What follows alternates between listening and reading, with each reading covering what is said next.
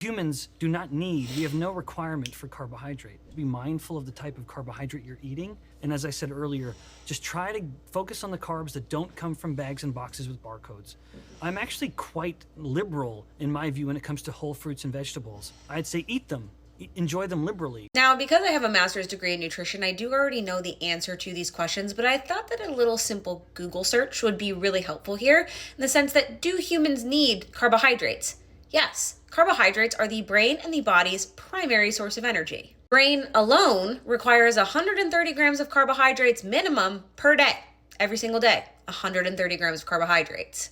And yes, there is a reason that gluconeogenesis exists, because I know that there are going to be some carbohydrating hating people in my comments that like to bring this up. And the fact that gluconeogenesis exists is because our body cannot function without glucose, because gluconeogenesis is the process of us taking fats and proteins and converting them into glucose, which is what carbohydrates break down into.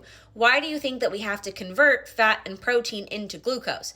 Because our body requires glucose for energy, which comes primarily from carbohydrates. You know what else primarily comes from carbohydrates is fiber. Fiber is incredibly important for our overall gut health, satiation, and blood sugar balance. While I am a registered dietitian, so I am absolutely a proponent of people adding more fruits and vegetables to their diet, as he mentions in this video, fruits and vegetables are carbohydrates, and they do break down into glucose in their simplest form. Because fruits and vegetables tend to have a little bit more fiber, sometimes they have less of a blood sugar impact than other carbohydrates that don't have as much fiber. Basically, what helps to slow down the blood sugar impact of a carbohydrate is protein, fat, and fiber, because they're more slow to digest than a carbohydrate by itself.